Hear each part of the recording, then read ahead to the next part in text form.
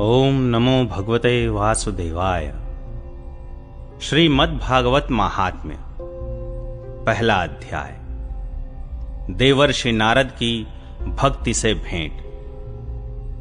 सच्चिदानंद स्वरूप भगवान श्री कृष्ण को हम नमस्कार करते हैं, जो जगत की उत्पत्ति, स्थिति और विनाश के हेतु तथा आध्यात्मिक, आधिदैविक और आधि भौतिक तीनों प्रकार के तापों का नाश करने वाले हैं। जिस समय श्री सुखदेव जी का यज्ञोपवीत संस्कार भी नहीं हुआ था तथा लौकिक वैदिक कर्मों के अनुष्ठान का अवसर भी नहीं आया था, तभी उन्हें अकेले ही संन्यास लेने के लिए घर से जाते देखकर उनके पिता व्यास जी विरह से कातर होकर पुकारने लगे, बेटा बेटा तुम कहां जा रहे हो? उस समय वृक्षों ने तन्मय होने के कारण श्री सुखदेव जी की ओर से उत्तर दिया था, ऐसे सर्वभूत हृदय स्वरूप श्री सुखदेव मुनि को मैं नमस्कार करता हूं। एक बार भगवत कथामृत का रसास्वादन करने में कुशल मुनिवर शौनक जी ने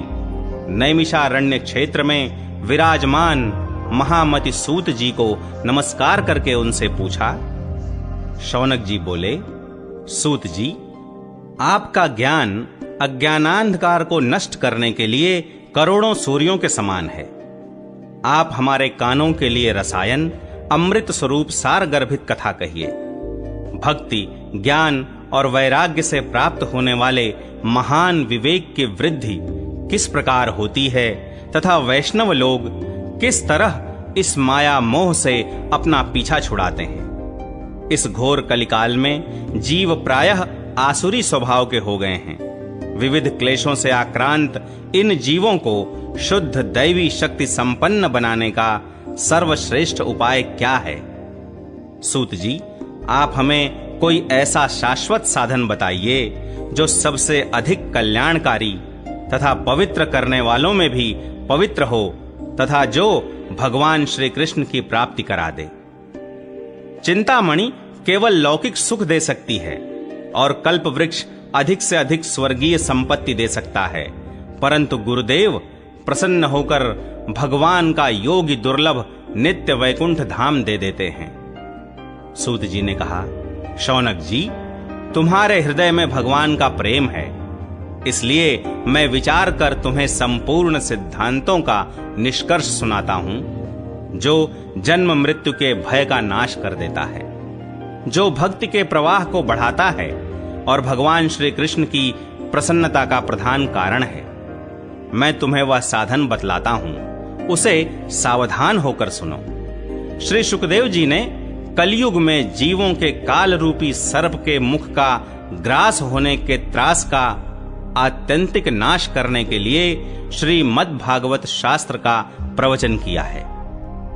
मन की शुद्धि के लिए इससे बढ़कर कोई साधन नहीं है। जब मनुष्य के जन्म जन्मांतर का पुण्य उदय होता है, तभी उसे इस भागवत शास्त्र की प्राप्ति होती है।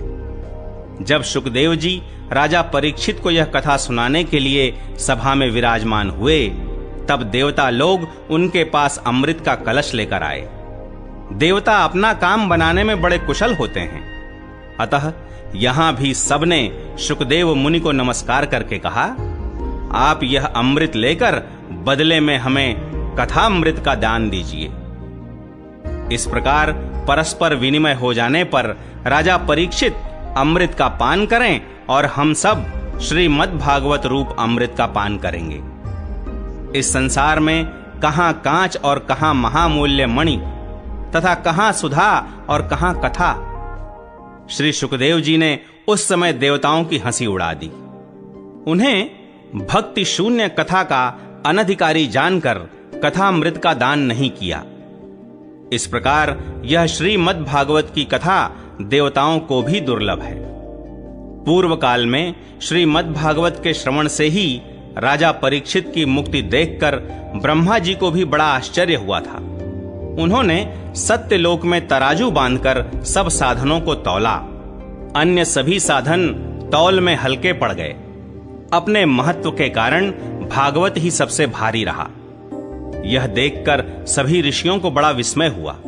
उन्होंने कलयुग में इस भगवत रूप भागवत शास्त्र को ही पढ़ने सुनने से तत्काल मोक्ष देने वाला निश्चय किया। सप्ताह विधि से श्रवण करने पर यह निश्चय ही भक्ति प्रदान करता है। पूर्व काल में इसे दया परायण सनकादि ने देवर्षि नारद को सुनाया था। यद्यपि देवर्षि ने पहले ब्रह्मा जी के मुख से इसे श्रवण कर लिया था, तथापि सप्ताह श्रवण की विधि तो उन्हें सनकादि ने ही बताई थी। शौनक जी ने पूछा, सांसारिक प्रपंच से मुक्त एवं विचरणशील नारद जी का सनकादि के साथ संयोग कहां हुआ और विधि विधान के श्रवण में उनकी प्रीति कैसे हुई?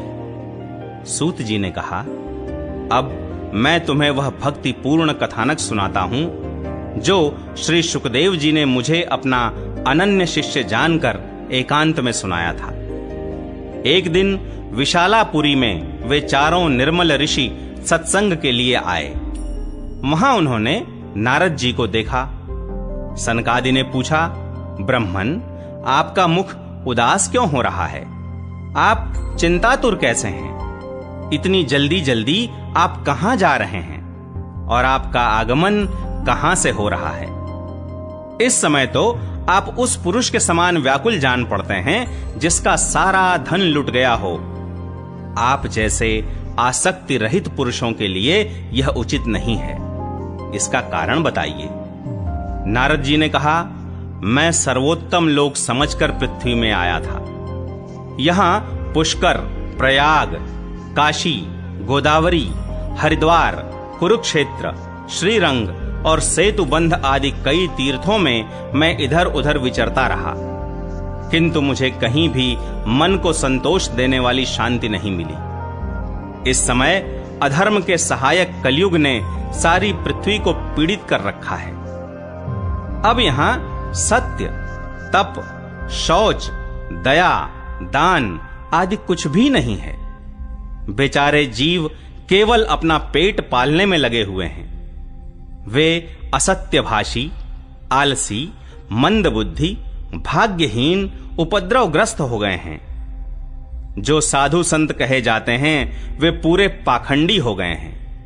देखने में तो वे विरक्त हैं, किंतु स्त्री धन आदि सभी का परिग्रह करते हैं। घरों में स्त्रियों का राज्य है। साले सलाहकार बने हुए हैं। लोभ से लोग कन्या विक्रय करते हैं और स्त्री पुरुषों में कलह मचा रहता है। महात्माओं के आश्रम, तीर्थ और नदियों पर यवनों का अधिकार हो गया है। उन दुष्टों ने बहुत से देवालय भी नष्ट कर दिए हैं। इस समय यहां न कोई योगी है, न सिद्ध है, न ज्ञानी है और न सत्कर्म करने वाला ही है। सारे साधन इस समय कलिरूप दावानल से जलकर भस्म हो गए हैं। इस कलयुग में सभी देशवासी बाजारों में अन्न बेचने लगे हैं।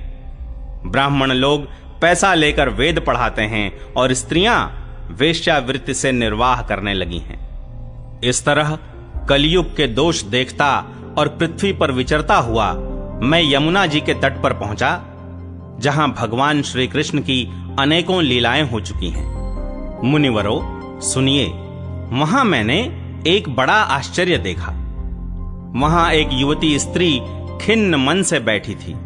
उसके पास दो वृद्ध पुरुष अचेत अवस्था में पड़े जोर जोर से सांस ले रहे थे। वह तरुणी उनकी सेवा करती हुई कभी उन्हें चेत कराने का प्रयत्न करती और कभी उनके आगे रोने लगती थी। वह अपने शरीर के रक्षक परमात्मा को दसों दिशाओं में देख रही थी। उसके चारों ओर सैकड़ों स्त्रियां उसे पंखा झल रही थीं और बार बार समझाती जाती थीं। दूर से यह सब चरित्र देखकर मैं कुतूहलवश उसके पास चला गया। मुझे देखकर वह युवती खड़ी हो गई और बड़ी व्याकुल होकर कहने लगी। युवती ने कहा, अजी महात्मा जी, क्षण भर ठहर जाइए और मेरी चिंता को भी नष्ट कर दीजिए। आपका दर्शन तो संसार के सभी पापों को सर्वथा नष्ट कर देने वाला है। आपके वचनों से मेरे दुख की भी बहुत कुछ शांति हो जाएगी। मनुष्य का जब बड़ा भाग्य होता है तभी आपके दर्शन हुआ करते हैं। नारद जी कहते हैं, तब मैंने उस स्त्री से पूछा, देवी तुम कौन हो? ये दोनों पुरुष तुम्हारे क्या होते हैं? और तुम्हारे पास ये कमल नयनी देवियां कौन हैं? तुम हमें विस्तार से अपने दुख का कारण बताओ। युवती ने कहा, मेरा नाम भक्ति है। ये ज्ञान और वैराग्य नामक मेरे पुत्र हैं। समय के फेर से ही ये ऐसे जर्जर हो गए हैं। ये देवियां गंगा जी आदि नदियां हैं। ये सब मेरी सेवा करने के लिए ही आई हैं। इस प्रकार साक्षात देवियों के द्वारा सेवित होने पर भी मुझे सुख शांति नहीं है। तपोधन, अब ध्यान देकर मेरा वृत्तांत सुनिए। मेरी कथा वैसे तो प्रसिद्ध है, फिर भी उसे सुनकर आप मुझे शांति प्रदान करें। मैं द्रविड़ देश में उत्पन्न हुई, कर्नाटक में बढ़ी, कहीं कहीं महाराष्ट्र में सम्मानित हुई, किंतु गुजरात में मुझको बुढ़ापे ने आ घेरा। वहां घोर कलयुग के प्रभाव से पाखंडियों ने मुझे अंग भंग कर दिया। चिरकाल तक यह अवस्था रहने के कारण मैं अपने पुत्रों के साथ दुर्बल और निस्तेज हो गई। अब जब से मैं वृंदावन आई, तब से पुनः परम सुंदरी स्वरूपवती नवयुवती हो गई हूं। किंतु सामने पड़े हुए ये दोनों मेरे पुत्र थके मांदे दुखी हो रहे हैं। अब मैं यह स्थान छोड़कर अन्यत्र जाना चाहती हूं। ये दोनों बूढ़े हो गए हैं, इसी दुख से मैं दुखी हूं। मैं तरुणी क्यों और ये दोनों मेरे पुत्र बूढ़े क्यों? हम तीनों साथ साथ रहने वाले हैं, फिर यह विपरीतता क्यों? होना तो यह चाहिए कि माता बूढ़ी हो और पुत्र तरुण। इसी से मैं आश्चर्यचकित चित्त से अपनी इस अवस्था पर शोक करती रहती हूं। आप परम बुद्धिमान एवं योग निधि हैं। इसका क्या कारण हो सकता है, बताइए। नारद जी ने कहा, साध्वी, मैं अपने हृदय में ज्ञान दृष्टि से तुम्हारे संपूर्ण दुख का कारण देखता हूं। तुम्हें विषाद नहीं करना चाहिए। श्री हरि तुम्हारा कल्याण करेंगे। सूत जी कहते हैं, मुनिवर नारद जी ने एक क्षण में ही उसका कारण जानकर कहा। नारद जी ने कहा, देवी सावधान होकर सुनो, यह दारुण कलयुग है।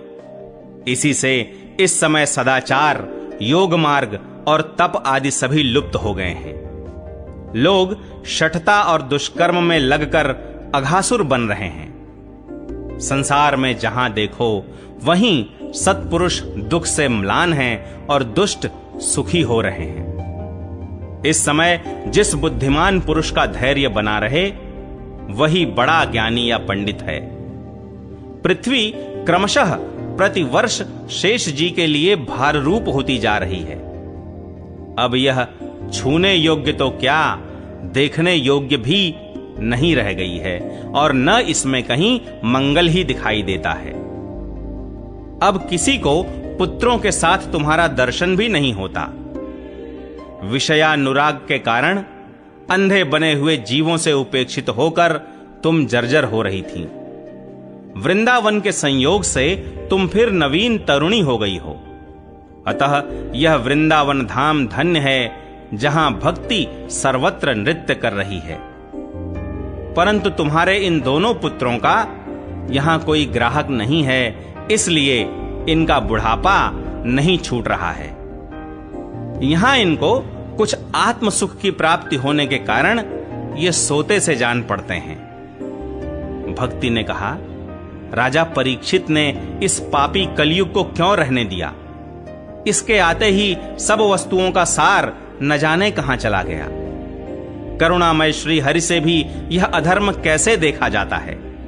मुने, मेरा यह संदेह दूर कीजिए। आपके वचनों से मुझे बड़ी शांति मिली है। नारद जी ने कहा, बाले, यदि तुमने पूछा है तो प्रेम से सुनो कल्याणी। मैं तुम्हें सब बताऊंगा और तुम्हारा दुख दूर हो जाएगा। जिस दिन भगवान श्री कृष्ण इस भूलोक को छोड़कर अपने परम धाम को पधारे, उसी दिन से यहां संपूर्ण साधनों में बाधा डालने वाला कलयुग आ गया। दिग्विजय के समय राजा परीक्षित की दृष्टि पड़ने पर कलयुग दीन के समान उनकी शरण में आया। भ्रमर के समान सारग्राही राजा ने यह निश्चय किया कि इसका वध मुझे नहीं करना चाहिए, क्योंकि जो फल तपस्या, योग एवं समाधि से भी नहीं मिलता, कलयुग में वही फल श्री हरि कीर्तन से ही भली भांति मिल जाता है। इस प्रकार सारहीन होने पर भी उसे इस एक ही दृष्टि से सार युक्त देखकर उन्होंने कलयुग में उत्पन्न होने वाले जीवों के सुख के लिए ही इसे रहने दिया था। इस समय लोगों के कुकर्म में प्रवृत्त होने के कारण सभी वस्तुओं का सार निकल गया है और पृथ्वी के सारे पदार्थ बीजहीन भूसी के समान हो गए हैं। ब्राह्मण केवल अन्न धनादि के लोभवश घर घर एवं जन जन को भागवत की कथा सुनाने लगे हैं, इसलिए कथा का सार चला गया। तीर्थों में नाना प्रकार के अत्यंत घोर कर्म करने वाले नास्तिक और नारकी पुरुष भी रहने लगे हैं, इसलिए तीर्थों का भी प्रभाव जाता रहा। जिनका चित्त निरंतर काम, क्रोध, महान लोभ और तृष्णा से तपता रहता है, वे भी तपस्या का ढोंग करने लगे हैं, इसलिए तप का भी सार निकल गया। मन पर काबू न होने के कारण तथा लोभ, दंभ और पाखंड का आश्रय लेने के कारण एवं शास्त्र का अभ्यास न करने से ध्यान योग का फल मिट गया। पंडितों की यह दशा है कि वे अपनी स्त्रियों के साथ भैंसों की तरह रमण करते हैं। उनमें संतान पैदा करने की ही कुशलता पाई जाती है, मुक्ति साधन में वे सर्वथा अकुशल हैं। संप्रदायानुसार प्राप्त हुई वैष्णवता भी कहीं देखने में नहीं आती। इस प्रकार जगह जगह सभी वस्तुओं का सार लुप्त हो गया है। यह तो इस युग का स्वभाव ही है, इसमें किसी का दोष नहीं है। इसी से पुंडरीकाक्ष भगवान बहुत समीप रहते हुए भी यह सब सह रहे हैं। सूत जी कहते हैं, शौनक जी, इस प्रकार देवर्षि नारद के वचन सुनकर भक्ति को बड़ा आश्चर्य हुआ। फिर उसने जो कुछ कहा उसे सुनिए। भक्ति ने कहा, देवर्षे आप धन्य हैं, मेरा बड़ा सौभाग्य था जो आपका समागम हुआ। संसार में साधुओं का दर्शन ही समस्त सिद्धियों का परम कारण है। आपका केवल एक बार का उपदेश धारण करके कयाधु कुमार प्रहलाद ने माया पर विजय प्राप्त कर ली थी। ध्रुव ने भी आपकी कृपा से ही ध्रुव पद प्राप्त किया था। आप सर्व मंगलमय और साक्षात श्री ब्रह्मा जी के पुत्र हैं। मैं आपको नमस्कार करती हूं। दूसरा अध्याय, भक्ति का दुख दूर करने के लिए नारद जी का उद्योग। नारद जी ने कहा, बाले, तुम व्यर्थ ही अपने को क्यों खेद में डाल रही हो? अरे तुम इतनी चिंतातुर क्यों हो? भगवान श्री कृष्ण के चरण कमलों का चिंतन करो, उनकी कृपा से तुम्हारा सारा दुख दूर हो जाएगा। जिन्होंने कौरवों के अत्याचार से द्रौपदी की रक्षा की थी और गोप सुंदरियों को सनाथ किया था, वे श्री कृष्ण कहीं चले थोड़े ही गए हैं। फिर तुम तो भक्ति हो और सदा उन्हें प्राणों से भी प्यारी हो। तुम्हारे बुलाने पर तो भगवान नीचों के घरों में भी चले जाते हैं। सत्य, त्रेता और द्वापर, इन 3 युगों में ज्ञान और वैराग्य मुक्ति के साधन थे, किंतु कलयुग में तो केवल भक्ति ही ब्रह्म सायुज्य की प्राप्ति कराने वाली है। यह सोचकर ही परमानंद चिन्मूर्ति ज्ञान स्वरूप श्री हरि ने अपने सत्स्वरूप से तुम्हें रचा है। तुम साक्षात श्री कृष्णचंद्र की प्रिया और परम सुंदरी हो। एक बार जब तुमने हाथ जोड़कर पूछा था कि मैं क्या करूं, तब भगवान ने तुम्हें यही आज्ञा दी थी कि मेरे भक्तों का पोषण करो। तुमने भगवान की वह आज्ञा स्वीकार कर ली। इससे तुम पर श्री हरि बहुत प्रसन्न हुए और तुम्हारी सेवा करने के लिए मुक्ति को तुम्हें दासी के रूप में दे दिया और इन ज्ञान वैराग्य को पुत्रों के रूप में। तुम अपने साक्षात स्वरूप से वैकुंठ धाम में ही भक्तों का पोषण करती हो। भूलोक में तो तुमने उनकी पुष्टि के लिए केवल छाया रूप धारण कर रखा है। तब तुम मुक्ति, ज्ञान और वैराग्य को साथ लिए पृथ्वी तल पर आईं और सत्य युग से द्वापर पर्यंत बड़े आनंद से रहीं।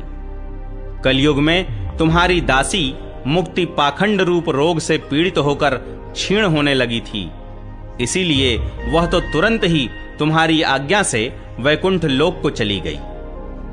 इस लोक में भी तुम्हारे स्मरण करने से ही वह आती है और फिर चली जाती है, किंतु इन ज्ञान वैराग्य को तुमने पुत्र मानकर अपने पास ही रख छोड़ा है।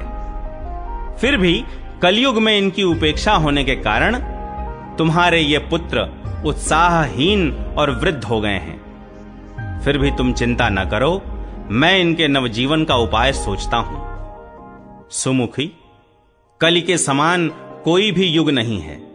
इस युग में मैं तुम्हें घर घर में प्रत्येक पुरुष के हृदय में स्थापित कर दूंगा।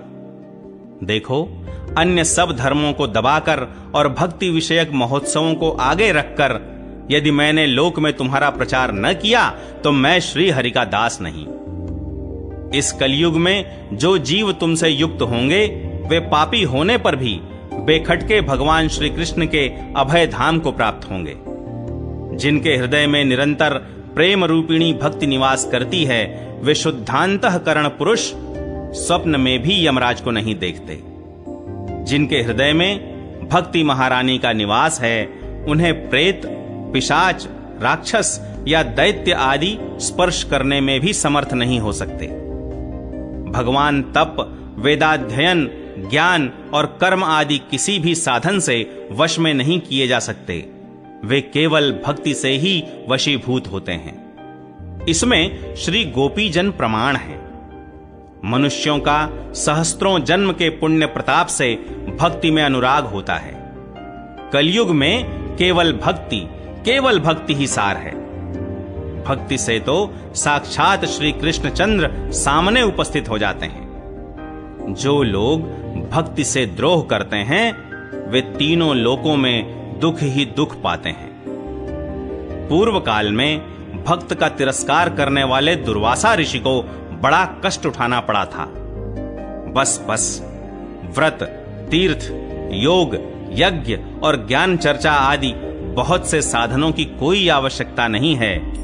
एकमात्र भक्ति ही मुक्ति देने वाली है। सूत जी कहते हैं, इस प्रकार नारद जी के निर्णय किए हुए अपने महात्म्य को सुनकर भक्ति के सारे अंग पुष्ट हो गए और वे उनसे कहने लगीं। भक्ति ने कहा, नारद जी आप धन्य हैं, आपकी मुझ में निश्चल प्रीति है। मैं सदा आपके हृदय में रहूंगी, कभी आपको छोड़कर नहीं जाऊंगी।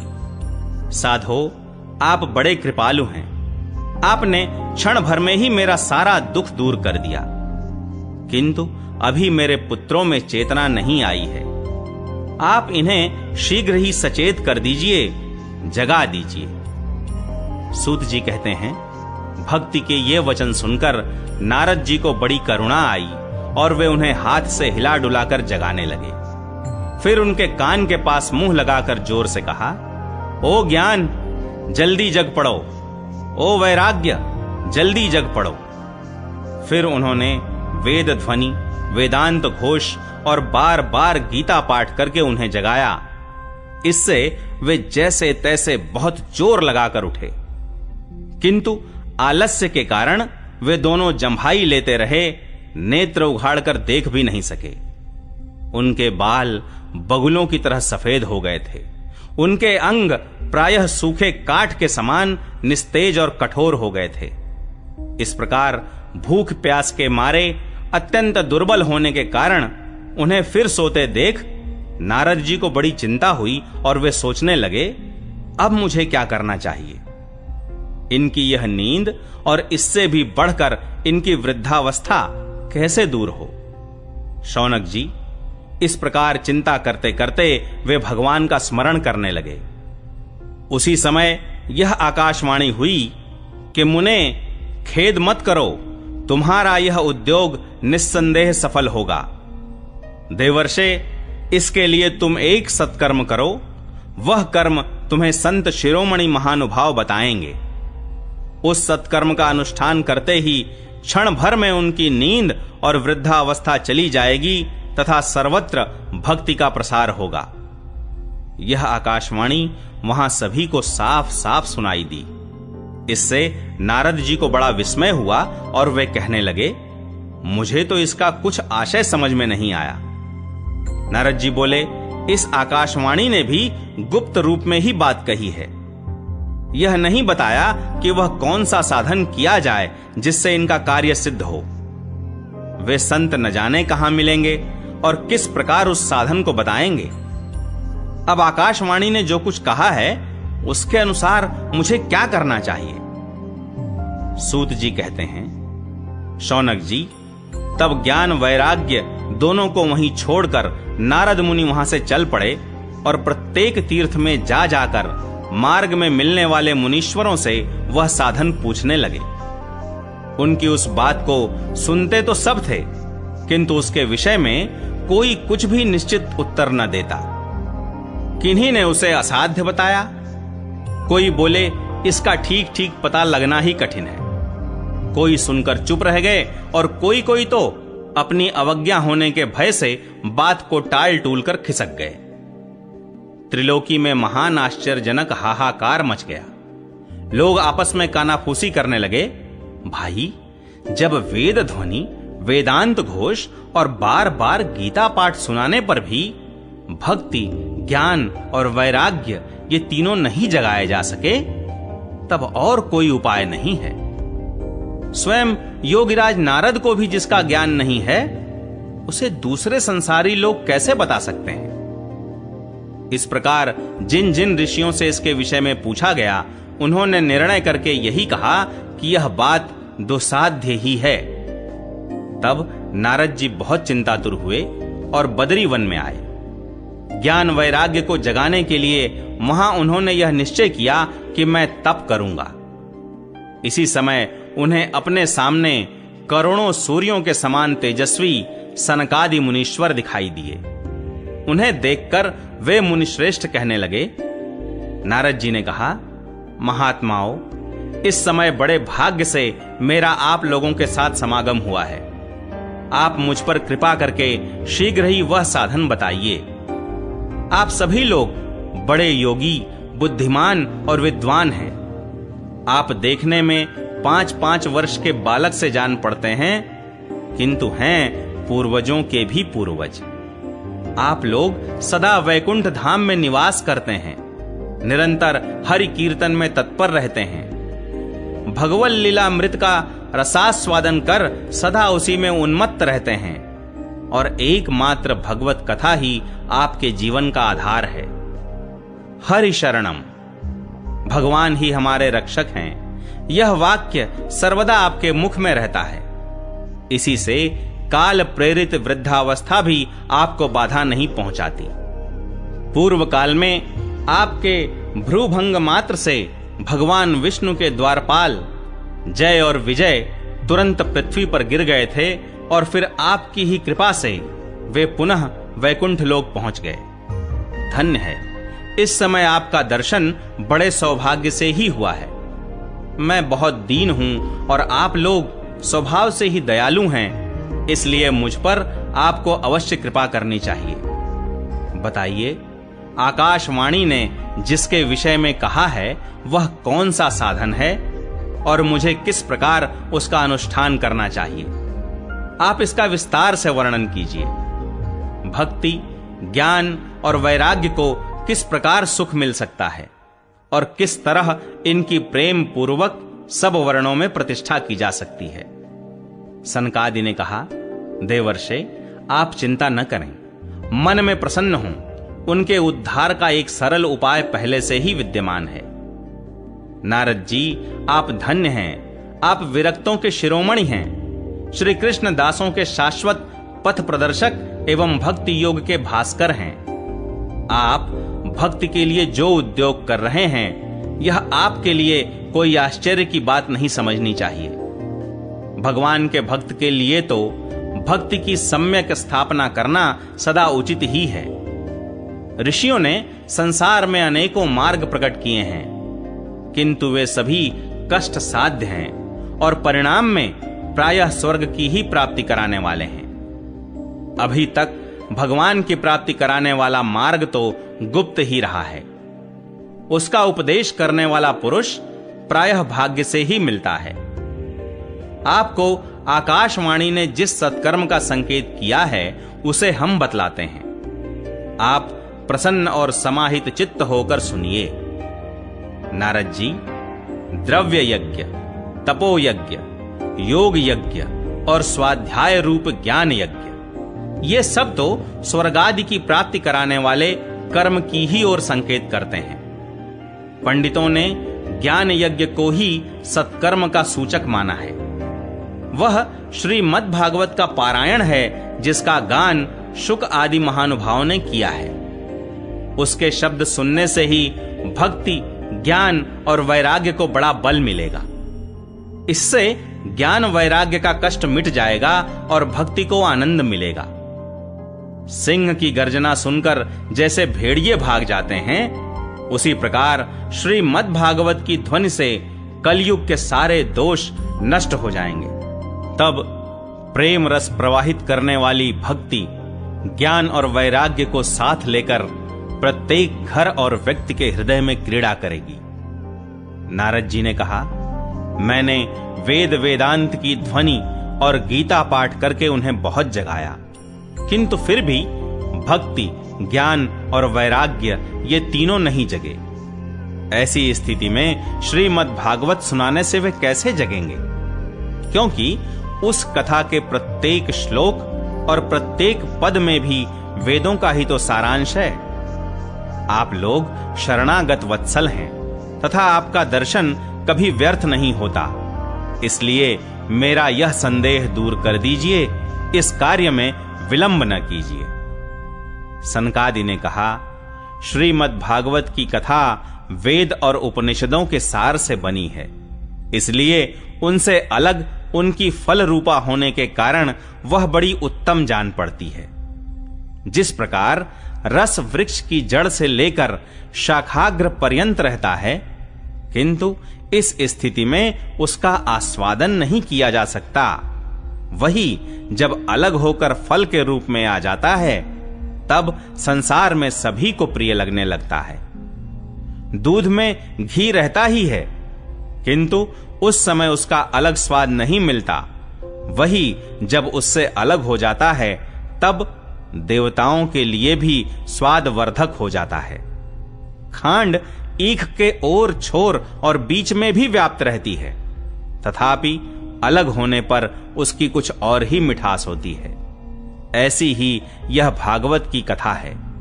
यह भागवत पुराण वेदों के समान है।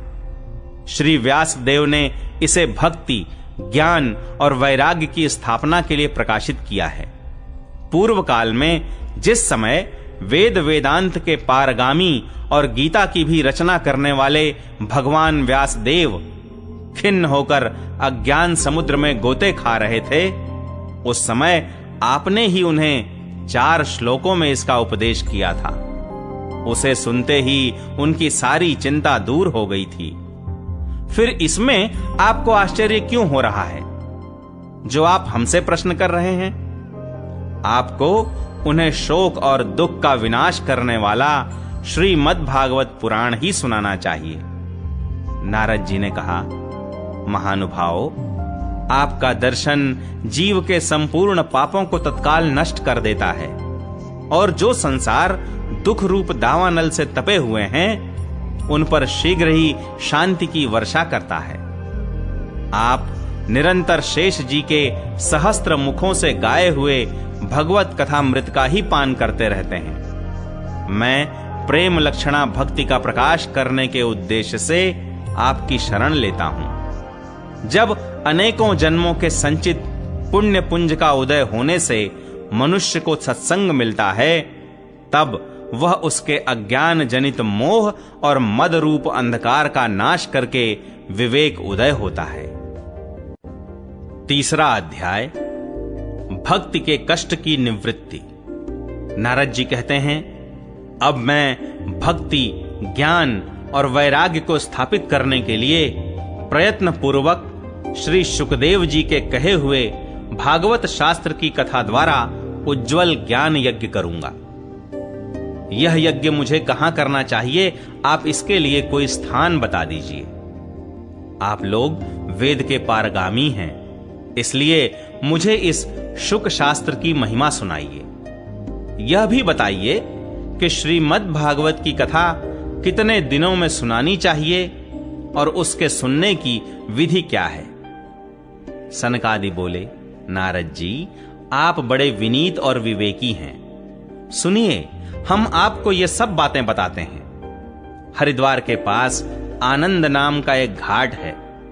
वहां अनेकों ऋषि रहते हैं तथा देवता और सिद्ध लोग भी उसका सेवन करते रहते हैं। भांति भांति के वृक्ष और लताओं के कारण वह बड़ा सघन है और वहां बड़ी कोमल नवीन बालू बिछी हुई है। वह घाट बड़ा ही सुरम्य और एकांत प्रदेश में है। वहां हर समय सुनहले कमलों की सुगंध आया करती है। उसके आसपास रहने वाले सिंह, हाथी आदि परस्पर विरोधी जीवों के चित्त में भी वैर भाव नहीं है। वहां आप बिना किसी विशेष प्रयत्न के ही ज्ञान यज्ञ आरंभ कर दीजिए। उस स्थान पर कथा में अपूर्व रस का उदय होगा। भक्ति भी अपनी आंखों के ही सामने निर्बल और जरा जीर्ण अवस्था में पड़े हुए ज्ञान और वैराग्य को साथ लेकर वहां आ जाएगी, क्योंकि जहां भी श्रीमद् भागवत की कथा होती है वहां ये भक्ति आदि अपने आप पहुंच जाते हैं। वहां कानों में कथा के शब्द पढ़ने से ये तीनों तरुण हो जाएंगे। सूत जी कहते हैं, इस प्रकार कहकर नारद जी के साथ सनकादि भी श्रीमद् भागवत कथामृत का पान करने के लिए वहां से तुरंत गंगा तट पर चले आए। जिस समय वे तट पर पहुंचे, भूलोक, देवलोक और ब्रह्मलोक सभी जगह इस कथा का हल्ला हो गया। जो जो भगवत कथा के रसिक विष्णु भक्त थे, वे सभी श्रीमद् भागवतामृत का पान करने के लिए सबसे आगे दौड़ दौड़ कर आने लगे। भृगु, वशिष्ठ, च्यवन, गौतम, मेधातिथि, देवल, देवरात, परशुराम, विश्वामित्र, शाकल, मार्कंडेय, दत्तात्रेय, पिप्पलाद, योगेश्वर व्यास और पराशर, छायाशुक, जाजली और जुन्हु आदि सभी प्रधान प्रधान मुनिगण अपने अपने पुत्र, शिष्य और स्त्रियों समेत बड़े प्रेम से वहां आए। इनके सिवा वेद, वेदांत, मंत्र, तंत्र, 17 पुराण और 6 शास्त्र भी मूर्तिमान होकर वहां उपस्थित हुए। गंगा आदि नदियां, पुष्कर आदि सरोवर, कुरुक्षेत्र आदि समस्त क्षेत्र, सारी दिशाएं, दंडक आदि वन, हिमालय आदि पर्वत तथा देव, गंधर्व और दानव आदि सभी कथा सुनने चले आए। जो लोग अपने गौरव के कारण नहीं आए, महर्षि भृगु उन्हें समझा बुझा कर ले आए। तब कथा सुनाने के लिए दीक्षित होकर श्री कृष्ण परायण सनकादि नारद जी के दिए हुए श्रेष्ठ आसन पर विराजमान हुए।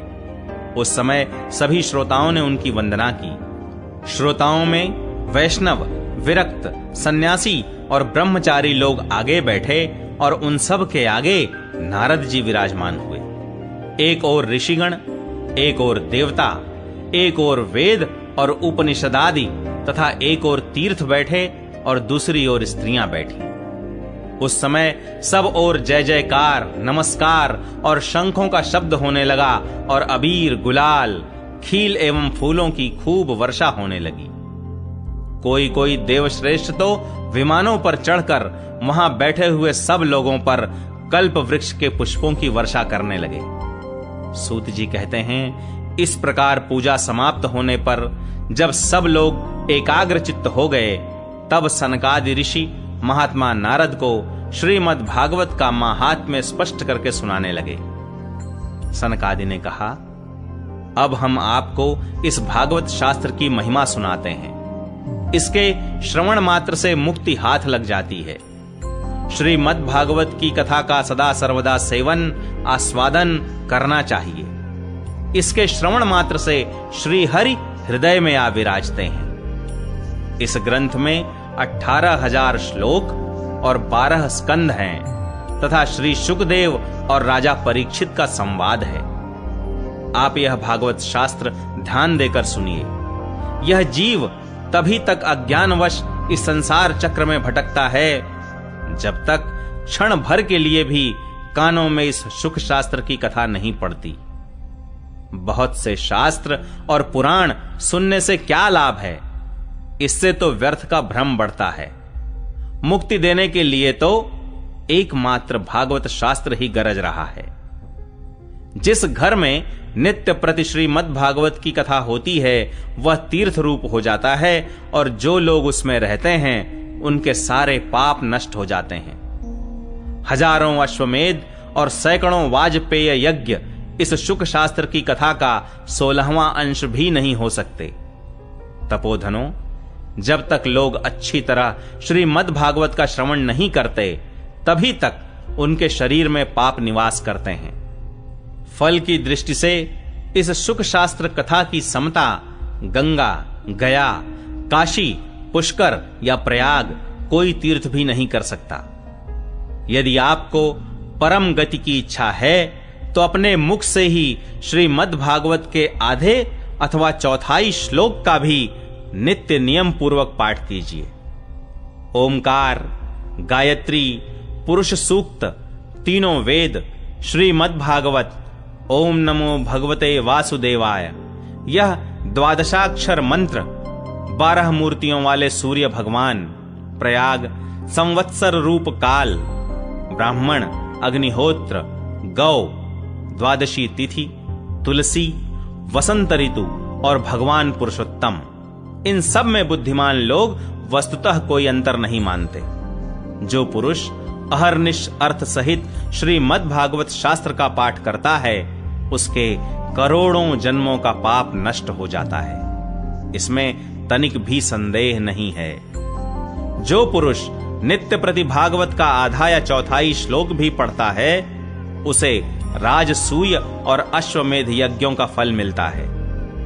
नित्य भागवत का पाठ करना, भगवान का चिंतन करना, तुलसी को सींचना और गौ की सेवा करना, ये चारों समान है। जो पुरुष अंत समय में श्रीमद् भागवत का वाक्य सुन लेता है उस पर प्रसन्न होकर भगवान उसे वैकुंठ धाम देते हैं। जो पुरुष इसे सोने के सिंहासन पर रखकर विष्णु भक्त को दान करता है वह अवश्य ही भगवान का सायुज्य प्राप्त करता है। जिस दुष्ट ने अपनी सारी आयु में चित्त को एकाग्र करके श्रीमद् भागवतामृत का थोड़ा सा भी रसास्वादन नहीं किया उसने तो अपना सारा जन्म चांडाल और गधे के समान व्यर्थ ही गंवा दिया। वह तो अपनी माता को प्रसव पीड़ा पहुंचाने के लिए ही उत्पन्न हुआ। जिसने इस शुक शास्त्र के थोड़े से भी वचन नहीं सुने वह पापात्मा तो जीता हुआ ही मुर्दे के समान है। पृथ्वी के भार स्वरूप उस पशुतुल्य मनुष्य को धिक्कार है। यूं स्वर्गलोक में देवताओं में प्रधान इंद्रादि कहा करते हैं। संसार में श्रीमद् भागवत की कथा का मिलना अवश्य ही कठिन है। जब करोड़ों जन्मों का पुण्य होता है तभी इसकी प्राप्ति होती है। नारद जी, आप बड़े ही बुद्धिमान और योग निधि हैं। आप प्रयत्न पूर्वक कथा का श्रवण कीजिए। इसे सुनने के लिए दिनों का कोई नियम नहीं है। इसे तो सर्वदा ही सुनना अच्छा है। इसे सत्य भाषण और ब्रह्मचर्य पालन पूर्वक सर्वदा ही सुनना श्रेष्ठ माना गया है। किंतु कलयुग में ऐसा होना कठिन है, इसलिए इसकी शुकदेव जी ने जो विशेष विधि बताई है वह जान लेनी चाहिए। कलयुग में बहुत दिनों तक चित्त की वृत्तियों को वश में रखना, नियमों में बंधे रहना और किसी पुण्य कार्य के लिए दीक्षित रहना कठिन है। इसलिए सप्ताह श्रवण की विधि है। श्रद्धा पूर्वक कभी भी श्रवण करने से अथवा माघ मास में श्रवण करने से जो फल होता है वही फल श्री शुकदेव जी ने सप्ताह श्रवण में निर्धारित किया है। मन के असंयम, रोगों की बहुलता और आयु की अल्पता के कारण तथा कलयुग में अनेकों दोषों की संभावना से ही सप्ताह श्रवण का विधान किया गया है। जो फल तप, योग और समाधि से भी प्राप्त नहीं हो सकता, वह सर्वांग रूप में सप्ताह श्रवण से सहज में ही मिल जाता है। सप्ताह श्रवण यज्ञ से बढ़कर है, व्रत से बढ़कर है, तप से कहीं बढ़कर है, तीर्थ सेवन से तो सदा ही बड़ा है, योग से बढ़कर है, यहां तक कि ध्यान और ज्ञान से भी बढ़कर है। अजी इसकी विशेषता का कहां तक वर्णन करें, यह तो सभी से बढ़ चढ़कर है। शौनक जी ने पूछा, सूत जी, यह तो आपने बड़े आश्चर्य की बात कही। अवश्य ही यह भागवत पुराण योग वेत्ता ब्रह्मा जी के भी आदि कारण श्री नारायण का निरूपण करता है, परंतु यह मोक्ष की प्राप्ति में ज्ञान आदि सभी साधनों का तिरस्कार करके इस युग में उनसे भी कैसे बढ़ गया। सूत जी ने कहा, शौनक जी, जब भगवान श्री कृष्ण इस धराधाम को छोड़कर अपने नित्य धाम को जाने लगे, तब उनके मुखार विंद से 11 स्कंध का ज्ञानोपदेश सुनकर श्री उद्धव जी ने पूछा। उद्धव जी बोले, गोविंद, अब आप तो अपने भक्तों का कार्य करके परम धाम को पधारना चाहते हैं, किंतु मेरे मन में एक बड़ी चिंता है, उसे सुनकर आप मुझे शांत कीजिए।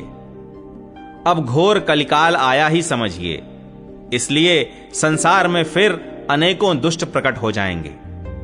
उनके संसर्ग से जब अनेकों सत्पुरुष भी उग्र प्रकृति के हो जाएंगे, तब उनके भार से दबकर यह गोरूपिणी पृथ्वी किसकी शरण में जाएगी। कमल नयन, मुझे तो आपको छोड़कर इसकी रक्षा करने वाला कोई दूसरा नहीं दिखाई देता, इसलिए भक्त वत्सल, आप साधुओं पर कृपा करके यहां से मत जाइए। भगवन, आपने निराकार और चिन्मात्र होकर भी भक्तों के लिए ही तो यह सगुण रूप धारण किया है, फिर भला आपका वियोग होने पर वे भक्तजन पृथ्वी पर कैसे रह सकेंगे। निर्गुणोपासना में तो बड़ा कष्ट है, इसलिए कुछ और विचार कीजिए।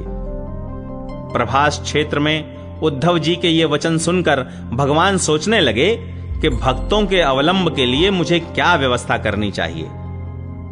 शौनक जी, तब भगवान ने अपनी सारी शक्ति भागवत में रख दी। वे अंतर्ध्यान होकर इस भागवत समुद्र में प्रवेश कर गए, इसलिए यह भगवान की साक्षात शब्दमयी मूर्ति है। इसके सेवन, श्रवण, पाठ अथवा दर्शन से ही मनुष्य के सारे पाप नष्ट हो जाते हैं। इसी से इसका सप्ताह श्रवण सबसे बढ़कर माना गया है और कलयुग में तो अन्य सब साधनों को छोड़कर यही प्रधान धर्म बताया गया है। कलिकाल में यही ऐसा धर्म है जो दुख, दरिद्रता, दुर्भाग्य और पापों की सफाई कर देता है तथा काम क्रोधादि शत्रुओं पर विजय दिलाता है। अन्यथा भगवान की इस माया से पीछा छुड़ाना देवताओं के लिए भी कठिन है, मनुष्य तो इसे छोड़ ही कैसे सकते हैं। अतः इससे छूटने के लिए भी सप्ताह श्रवण का विधान किया गया है। सूत जी कहते हैं, शौनक जी, जिस समय सनकादि मुनीश्वर इस प्रकार सप्ताह श्रवण की महिमा का बखान कर रहे थे, उस सभा में एक बड़ा आश्चर्य हुआ। उसे मैं तुम्हें बतलाता हूं, सुनो। वहां तरुणावस्था को प्राप्त हुए अपने दोनों पुत्रों को साथ लिए विशुद्ध प्रेम रूपा भक्ति बार बार श्री कृष्ण गोविंद हरे मुरारे हे नाथ नारायण वासुदेव आदि भगवान नामों का उच्चारण करती हुई अकस्मात प्रकट हो गईं। सभी सदस्यों ने देखा कि परम सुंदरी भक्ति रानी भागवत के अर्थों का आभूषण पहने वहां पधारी। मुनियों की उस सभा में सभी यह तर्क वितर्क करने लगे कि ये यहां कैसे आईं, कैसे प्रविष्ट हुईं। तब सनकादि ने कहा, ये भक्ति देवी अभी अभी कथा के अर्थ से निकली हैं। उनके ये वचन सुनकर भक्ति ने अपने पुत्रों समेत अत्यंत विनम्र होकर सनत कुमार जी से कहा। भक्ति बोली, मैं कलयुग में नष्ट प्राय हो गई थी, आपने कथामृत से सींचकर मुझे फिर पुष्ट कर दिया। अब आप यह बताइए कि मैं कहां रहूं। यह सुनकर सनकादि ने उनसे कहा, तुम भक्तों को भगवान का स्वरूप प्रदान करने वाली, अनन्य प्रेम का संपादन करने वाली और संसार रोग को निर्मूल करने वाली हो, अतः तुम धैर्य धारण करके नित्य निरंतर विष्णु भक्तों के हृदयों में ही निवास करो। ये कलयुग के दोष भले ही सारे संसार पर अपना प्रभाव डालें, किंतु वहां तुम पर इनकी दृष्टि भी नहीं पड़ सकेगी। इस प्रकार उनकी आज्ञा पाते ही भक्ति तुरंत भगवत भक्तों के हृदयों में जा विराजी। जिनके हृदय में एकमात्र श्री हरि की भक्ति निवास करती है, वे त्रिलोकी में अत्यंत निर्धन होने पर भी परम धन्य हैं, क्योंकि इस भक्ति की डोरी से बंधकर तो साक्षात भगवान भी अपना परम धाम छोड़कर उनके हृदय में आकर बस जाते हैं। भूलोक में यह भागवत साक्षात पर ब्रह्म का विग्रह है। हम इसकी महिमा कहां तक वर्णन करें। इसका आश्रय लेकर इसे सुनाने से तो सुनने और सुनाने वाले दोनों को ही भगवान श्री कृष्ण की समता प्राप्त हो जाती है। अतः इसे छोड़कर अन्य धर्मों से क्या प्रयोजन है। चौथा अध्याय, गोकर्णोपाख्यान प्रारंभ। सूत जी कहते हैं, मुनिवर, उस समय अपने भक्तों के चित्त में अलौकिक भक्ति का प्रादुर्भाव हुआ देख भक्त वत्सल श्री भगवान अपना धाम छोड़कर वहां पधारे। उनके गले में वनमाला शोभा पा रही थी। श्री अंग सजल जलधर के समान श्याम वर्ण था। उस पर मनोहर पीतांबर सुशोभित था। कटि प्रदेश करधनी की लड़ियों से सुसज्जित था। सिर पर मुकुट की लटक और कानों में कुंडलों की झलक देखते ही बनती थी। वे त्रिभंग ललित भाव से खड़े हुए चित्त को चुराए लेते थे। वक्षस्थल पर कौस्तुभ मणि दमक रही थी। सारा श्रीअंग हरिचंदन से चर्चित था। उस रूप की शोभा क्या कहें। उसने तो मानो करोड़ों कामदेवों की रूप माधुरी छीन ली थी। वे परमानंद चिन्मूर्ति मधुराति मधुर मुरलीधर ऐसी अनुपम छवि से अपने भक्तों के निर्मल चित्तों में आविर्भूत हुए। भगवान के नित्य लोक निवासी लीला परिकर उद्धवादि वहां गुप्त रूप से उस कथा को सुनने के लिए आए हुए थे। प्रभु के प्रकट होते ही चारों ओर जय हो की ध्वनि होने लगी। उस समय भक्ति रस का अद्भुत प्रवाह चला। बार बार अबीर गुलाल और पुष्पों की वर्षा तथा शंख ध्वनि होने लगी। उस सभा में जो लोग बैठे थे, उन्हें अपने देह, गेह और आत्मा की भी कोई सुधि न रही। उनकी ऐसी तन्मयता देखकर नारद जी कहने लगे, मुनीश्वर गण, आज सप्ताह श्रवण की मैंने यह बड़ी ही अलौकिक महिमा देखी। यहां तो जो बड़े मूर्ख, दुष्ट और पशु पक्षी भी हैं, वे सभी अत्यंत निष्पाप हो गए हैं। अतः इसमें संदेह नहीं कि कलिकाल में चित्त की शुद्धि के लिए इस भागवत कथा के समान मर्त्य लोक में पाप पुंज का नाश करने वाला कोई दूसरा पवित्र साधन नहीं है। मुनिवर, आप लोग बड़े कृपालु हैं। आपने संसार के कल्याण का विचार करके यह बिल्कुल निराला ही मार्ग निकाला है। आप कृपया यह तो बताइए कि इस कथा रूप सप्ताह यज्ञ के द्वारा संसार में कौन कौन लोग पवित्र हो जाते हैं। सनकादि ने कहा, जो लोग सदा तरह तरह के पाप किया करते हैं, निरंतर दुराचार में ही तत्पर रहते हैं और उल्टे मार्गों से चलते हैं, तथा जो क्रोधाग्नि से जलते रहने वाले कुटिल और काम परायण हैं, वे सभी इस कलयुग में सप्ताह यज्ञ से पवित्र हो जाते हैं। जो सत्य से च्युत, माता पिता की निंदा करने वाले, तृष्णा के मारे व्याकुल, आश्रम धर्म से रहित, दंभी, दूसरों की उन्नति देखकर कुढ़ने वाले और दूसरों को दुख देने वाले हैं, वे भी कलयुग में सप्ताह यज्ञ से पवित्र हो जाते हैं।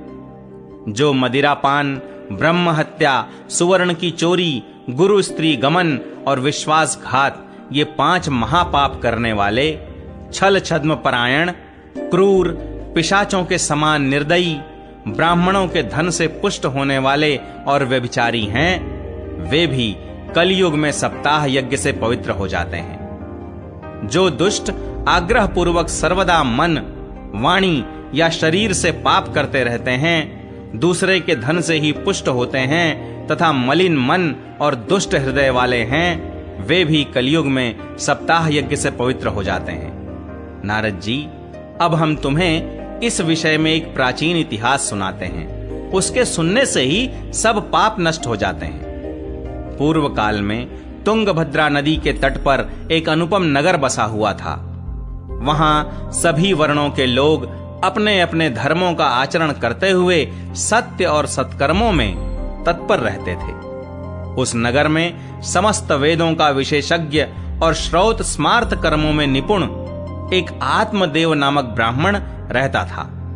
वह साक्षात दूसरे सूर्य के समान तेजस्वी था। वह धनी होने पर भी भिक्षाजीवी था। उसकी प्यारी पत्नी धुंधुली कुलीन एवं सुंदरी होने पर भी सदा अपनी बात पर अड़ जाने वाली थी। उसे लोगों की बात करने में सुख मिलता था। स्वभाव था क्रूर, प्रायः कुछ न कुछ बकवाद करती रहती थी। गृह कार्य में निपुण थी, कृपण थी और थी झगड़ालू भी। इस प्रकार ब्राह्मण दंपति प्रेम से अपने घर में रहते और विहार करते थे। उनके पास अर्थ और भोग विलास की सामग्री बहुत थी। घर द्वार भी सुंदर थे, परंतु उससे उन्हें सुख नहीं था। जब अवस्था बहुत ढल गई, तब उन्होंने संतान के लिए तरह तरह के पुण्य कर्म आरंभ किए और वे दीन दुखियों को गौ, पृथ्वी, सुवर्ण और वस्त्रादि दान करने लगे। इस प्रकार धर्म मार्ग में उन्होंने अपना आधा धन समाप्त कर दिया, तो भी उन्हें पुत्र या पुत्री किसी का भी मुख देखने को न मिला। इसलिए अब वह ब्राह्मण बहुत ही चिंतातुर रहने लगा। एक दिन वह ब्राह्मण देवता बहुत दुखी होकर घर से निकलकर वन को चल दिया। दोपहर के समय उसे प्यास लगी, इसलिए वह एक तालाब पर आया। संतान के अभाव के दुख ने उसके शरीर को बहुत सुखा दिया था, इसलिए थक जाने के कारण जल पीकर वह वहीं बैठ गया।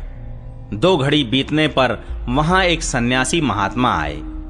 जब ब्राह्मण देवता ने देखा कि वे जल पी चुके हैं, तब वह उनके पास गया और चरणों में नमस्कार करने के बाद सामने खड़े होकर लंबी लंबी सांसें लेने लगा। सन्यासी ने पूछा, कहो ब्राह्मण देवता, रोते क्यों हो? ऐसी तुम्हें क्या भारी चिंता है? तुम जल्दी ही मुझे अपने दुख का कारण बताओ। ब्राह्मण ने कहा, महाराज, मैं अपने पूर्व जन्म के पापों से संचित दुख का क्या वर्णन करूं।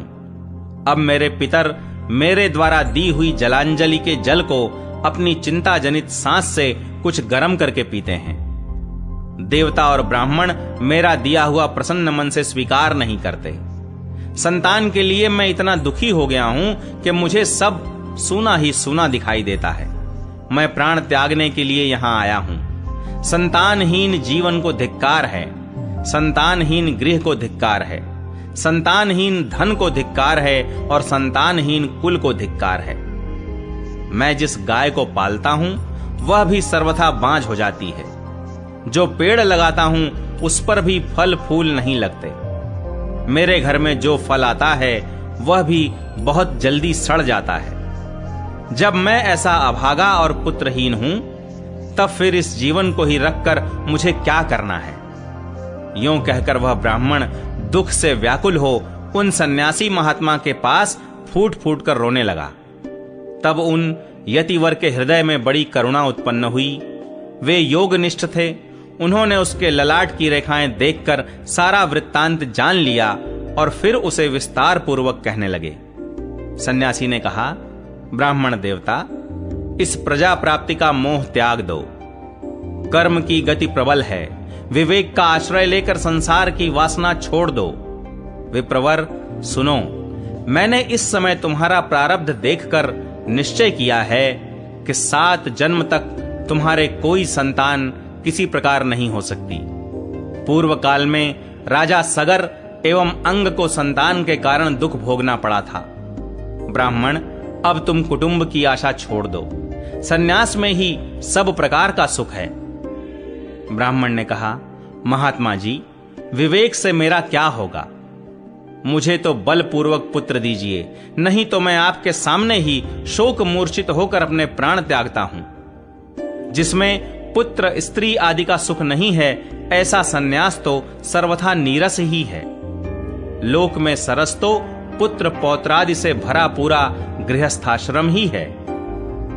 ब्राह्मण का ऐसा आग्रह देखकर उन तपोधन ने कहा, विधाता के लेख को मिटाने का हठ करने से राजा चित्रकेतु को बड़ा कष्ट उठाना पड़ा था। इसलिए दैव जिसके उद्योग को कुचल देता है, उस पुरुष के समान तुम्हें भी पुत्र से सुख नहीं मिल सकेगा। तुमने तो बड़ा हठ पकड़ रखा है और अर्थी के रूप में तुम मेरे सामने उपस्थित हो। ऐसी दशा में मैं तुमसे क्या कहूं? जब महात्मा जी ने देखा कि यह किसी प्रकार अपना आग्रह नहीं छोड़ता, तब उन्होंने उसे एक फल देकर कहा, इसे तुम अपनी पत्नी को खिला देना, इससे उसके एक पुत्र होगा। तुम्हारी स्त्री को 1 साल तक सत्य, शौच, दया, दान और एक समय एक ही अन्न खाने का नियम रखना चाहिए। यदि वह ऐसा करेगी तो बालक बहुत शुद्ध स्वभाव वाला होगा। यों कहकर वे योगिराज चले गए और ब्राह्मण अपने घर लौट आया। वहां आकर उसने वह फल अपनी स्त्री के हाथ में दे दिया और स्वयं कहीं चला गया। उसकी स्त्री तो कुटिल स्वभाव की थी ही। वह रो रोकर अपनी एक सखी से कहने लगी, सखी, मुझे तो बड़ी चिंता हो गई। मैं तो यह फल नहीं खाऊंगी। फल खाने से गर्भ रहेगा और गर्भ से पेट बढ़ जाएगा, फिर कुछ खाया पिया जाएगा नहीं। इससे मेरी शक्ति क्षीण हो जाएगी और तब बता घर का धंधा कैसे होगा? और दैववश यदि कहीं गांव में डाकुओं का आक्रमण हो गया तो गर्भिणी स्त्री कैसे भागेगी? यदि सुखदेव जी की तरह यह गर्भ भी पेट में ही रह गया तो इसे बाहर कैसे निकाला जाएगा? और कहीं प्रसव काल के समय वह टेढ़ा हो गया तो फिर प्राणों से ही हाथ धोना पड़ेगा। यों भी प्रसव के समय बड़ी भयंकर पीड़ा होती है। मैं सुकुमारी भला ये सब कैसे सह सकूंगी? मैं जब दुर्बल पड़ जाऊंगी तब ननद रानी आकर घर का सब माल मत्ता समेट ले जाएंगी और मुझसे तो सत्य शौचादि नियमों का पालन होना भी कठिन ही जान पड़ता है। जो स्त्री बच्चा जनती है उसे उस बच्चे के लालन पालन में भी बड़ा कष्ट होता है।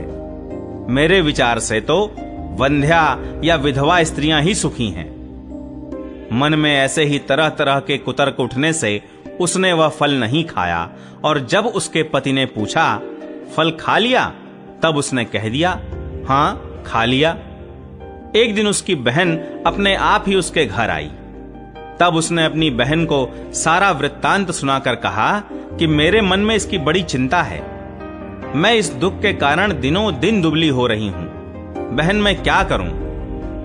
बहन ने कहा, मेरे पेट में बच्चा है, प्रसव होने पर वह बालक मैं तुझे दे दूंगी। तब तक तू गर्भवती के समान घर में गुप्त रूप से सुख से रह। तू मेरे पति को कुछ धन दे देगी तो वे तुझे अपना बालक दे देंगे। हम ऐसी युक्ति करेंगी कि जिसमें सब लोग यही कहें कि इसका बालक 6 महीने का होकर मर गया और मैं नित्य प्रति तेरे घर आकर उस बालक का पालन पोषण करती रहूंगी।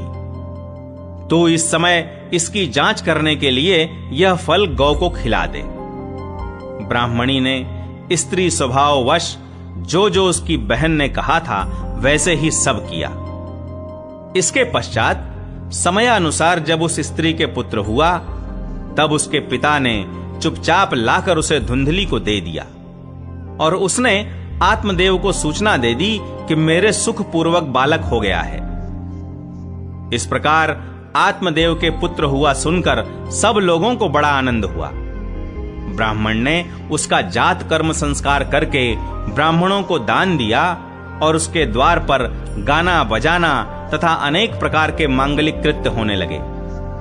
धुंधुली ने अपने पति से कहा, मेरे स्तनों में तो दूध ही नहीं है, फिर गौ आदि किसी अन्य जीव के दूध से मैं इस बालक का किस प्रकार पालन करूंगी? मेरे बहन के अभी बालक हुआ था वह मर गया है। उसे बुलाकर अपने यहां रख लें तो वह आपके इस बच्चे का पालन पोषण कर लेगी। तब पुत्र की रक्षा के लिए आत्मदेव ने वैसा ही किया तथा माता धुंधुली ने उस बालक का नाम धुंधुकारी रखा। इसके बाद 3 महीने बीतने पर उस गौ के भी एक मनुष्याकार बच्चा हुआ। वह सर्वांग सुंदर, दिव्य, निर्मल तथा सुवर्ण की सी कांति वाला था। उसे देखकर ब्राह्मण देवता को बड़ा आनंद हुआ और उसने स्वयं ही उसके सब संस्कार किए। इस समाचार से और सब लोगों को भी बड़ा आश्चर्य हुआ और वे बालक को देखने के लिए आए तथा आपस में कहने लगे, देखो भाई, अब आत्मदेव का कैसा भाग्य उदय हुआ है। कैसे आश्चर्य की बात है कि गौ के भी ऐसा दिव्य रूप बालक उत्पन्न हुआ है। दैव योग से इस गुप्त रहस्य का किसी को भी पता न लगा। आत्मदेव ने उस बालक के गौ के से कान देखकर उसका नाम गोकर्ण रखा। कुछ काल बीतने पर वे दोनों बालक जवान हो गए। उनमें गोकर्ण तो बड़ा पंडित और ज्ञानी हुआ, किंतु धुंधुकारी बड़ा ही दुष्ट निकला। स्नान शौचादि ब्राह्मणोचित आचारों का उसमें नाम भी न था और न खान पान का ही कोई परहेज था। क्रोध उसमें बहुत बढ़ा चढ़ा था। वह बुरी बुरी वस्तुओं का संग्रह किया करता था। मुर्दे के हाथ से छुआया हुआ अन्न भी खा लेता था। दूसरों की चोरी करना और सब लोगों से द्वेष बढ़ाना उसका स्वभाव बन गया था। छिपे छिपे वह दूसरों के घरों में आग लगा देता था। दूसरों के बालकों को खिलाने के लिए गोद में लेता और उन्हें चट कुएं में डाल देता। हिंसा का उसे व्यसन सा हो गया था। हर समय वह अस्त्र शस्त्र धारण किए रहता और बेचारे अंधे और दीन दुखियों को व्यर्थ तंग करता रहता। चांडालों से उसका विशेष प्रेम था। बस हाथ में फंदा लिए कुत्तों की टोली के साथ शिकार की टोह में घूमता रहता। वेश्याओं के जाल में फंसकर उसने अपने पिता की सारी संपत्ति नष्ट कर दी। एक दिन माता पिता को मार पीट कर घर के सब बर्तन भांडे उठा ले गया। इस प्रकार जब सारी संपत्ति स्वाहा हो गई, तब उसका कृपण पिता फूट फूट कर रोने लगा और बोला, इससे तो इसकी मां का बांझ रहना ही अच्छा था। कुपुत्र तो बड़ा ही दुखदाई होता है। अब मैं कहां रहूं, कहां जाऊं? मेरे इस संकट को कौन काटेगा? हाय, मेरे ऊपर तो बड़ी विपत्ति आ पड़ी है। इस दुख के कारण अवश्य मुझे एक दिन प्राण छोड़ने पड़ेंगे। उसी समय परम ज्ञानी गोकर्ण जी वहां आए और उन्होंने पिता को वैराग्य का उपदेश करते हुए बहुत समझाया। वे बोले, पिताजी, यह संसार असार है। यह अत्यंत दुख रूप और मोह में डालने वाला है। पुत्र किसका, धन किसका? स्नेहवान पुरुष रात दिन दीपक के समान जलता रहता है। सुख न तो इंद्र को है और न चक्रवर्ती राजा को ही। सुख है तो केवल विरक्त एकांत जीवी मुनि को। यह मेरा पुत्र है, इस अज्ञान को छोड़ दीजिए। मोह से नरक की प्राप्ति होती है। यह शरीर तो नष्ट होगा ही, इसलिए सब कुछ छोड़कर वन में चले जाइए। गोकर्ण के वचन सुनकर आत्मदेव वन में जाने के लिए तैयार हो गया और उनसे कहने लगा, बेटा, वन में रहकर मुझे क्या करना चाहिए, यह मुझसे विस्तार पूर्वक कहो। मैं बड़ा मूर्ख हूं। अब तक कर्मवश स्नेह पाश में बंधा हुआ अपंग की भांति इस घर रूप अंधेरे कुएं में ही पड़ा रहा हूं। तुम बड़े दयालु हो, इससे मेरा उद्धार करो। गोकर्ण ने कहा, पिताजी, यह शरीर हड्डी, मांस और रुधिर का पिंड है। इसे आप मैं मानना छोड़ दें और स्त्री पुत्रादि को अपना कभी न माने। इस संसार को रात दिन क्षण भंगुर देखें। इसकी किसी भी वस्तु को स्थायी समझकर उसमें राग न करें। बस एकमात्र वैराग्य रस के रसिक होकर भगवान की भक्ति में लगे रहें। भगवत भजन ही सबसे बड़ा धर्म है। निरंतर उसी का आश्रय लिए रहें। अन्य सब प्रकार के लौकिक धर्मों से मुख मोड़ लें। सदा साधु जनों की सेवा करें। भोगों की लालसा को पास न फटकने दें तथा जल्दी से जल्दी दूसरों के गुण दोषों का विचार करना छोड़कर एकमात्र भगवत सेवा और भगवान की कथाओं के रस का ही पान करें। इस प्रकार पुत्र की वाणी से प्रभावित होकर आत्मदेव ने घर छोड़ दिया और वन की यात्रा की। यद्यपि उसकी आयु उस समय 60 वर्ष की हो चुकी थी, फिर भी बुद्धि में पूरी दृढ़ता थी। वहां रात दिन भगवान की सेवा पूजा करने से और नियम पूर्वक भागवत के 10वें स्कंध का पाठ करने से उसने भगवान श्री कृष्णचंद्र को प्राप्त कर लिया। 5वां अध्याय, धुंधुकारी को प्रेत योनि की प्राप्ति और उससे उद्धार। सूत जी कहते हैं, शौनक जी, पिता के वन चले जाने पर एक दिन धुंधुकारी ने अपनी माता को बहुत पीटा और कहा, बता धन कहां रखा है, नहीं तो अभी तेरी लुआठी से खबर लूंगा। उसकी इस धमकी से डरकर और पुत्र के उपद्रवों से दुखी होकर वह रात्रि के समय कुएं में जा गिरी और इसी से उसकी मृत्यु हो गई। योगनिष्ठ गोकर्ण जी तीर्थ यात्रा के लिए निकल गए। उन्हें इन घटनाओं से कोई सुख या दुख नहीं होता था, क्योंकि उनका न कोई मित्र था न शत्रु। धुंधुकारी 5 वेश्याओं के साथ घर में रहने लगा। उनके लिए भोग सामग्री जुटाने की चिंता ने उसकी बुद्धि नष्ट कर दी और वह नाना प्रकार के अत्यंत क्रूर कर्म करने लगा। एक दिन उन कुलटाओं ने उससे बहुत से गहने मांगे। वह तो काम से अंधा हो रहा था। मौत की उसे कभी याद नहीं आती थी। बस उन्हें जुटाने के लिए वह घर से निकल पड़ा। वह जहां तहां से बहुत सा धन चुराकर घर लौट आया तथा उन्हें कुछ सुंदर वस्त्र और आभूषण लाकर दिए। चोरी का बहुत माल देखकर रात्रि के समय स्त्रियों ने विचार किया कि यह नित्य ही चोरी करता है, इसलिए इसे किसी दिन अवश्य राजा पकड़ लेगा। राजा यह सारा धन छीनकर इसे निश्चय ही प्राण दंड।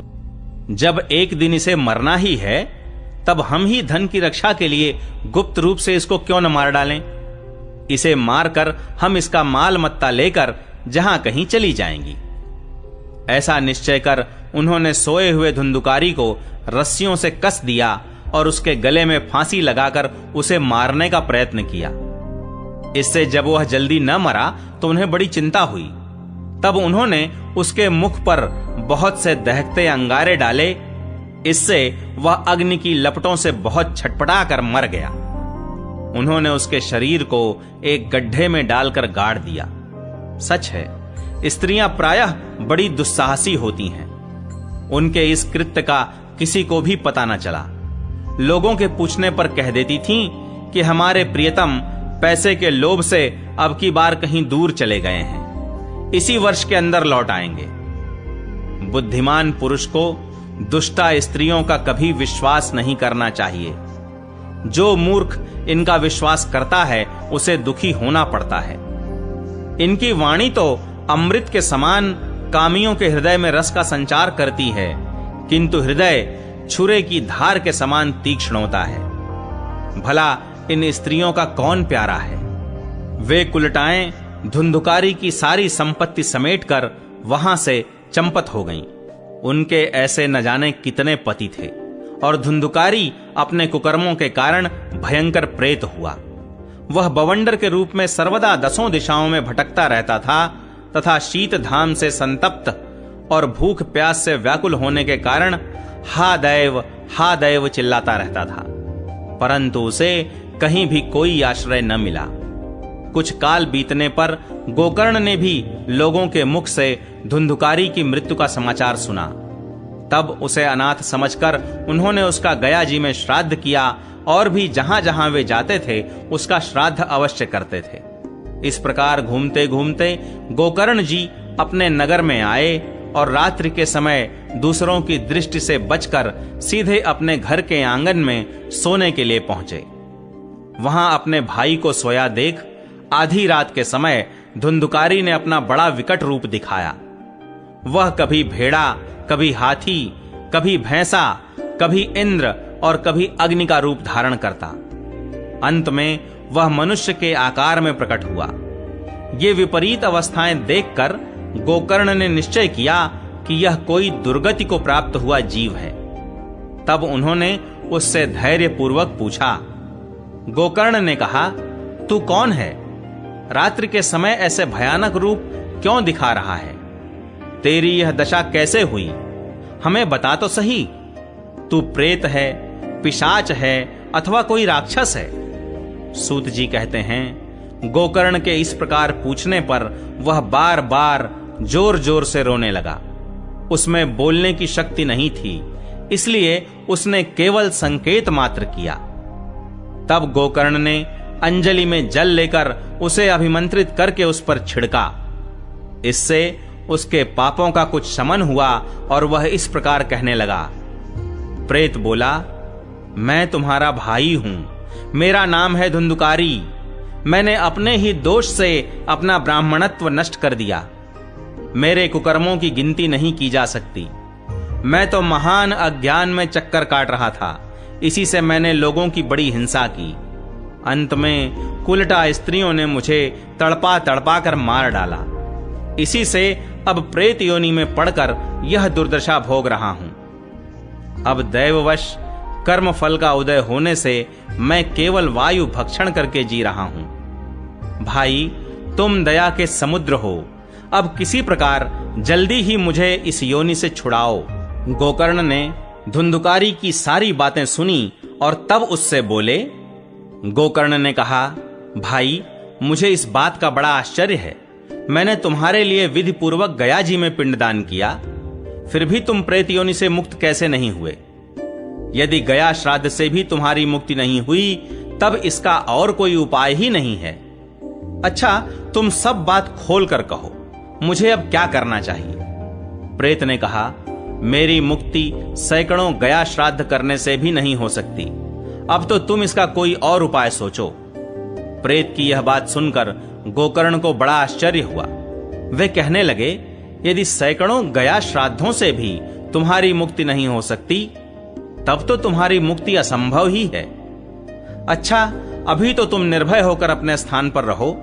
मैं विचार करके तुम्हारी मुक्ति के लिए कोई दूसरा उपाय करूंगा। गोकर्ण की आज्ञा पाकर धुंधुकारी वहां से अपने स्थान पर चला आया।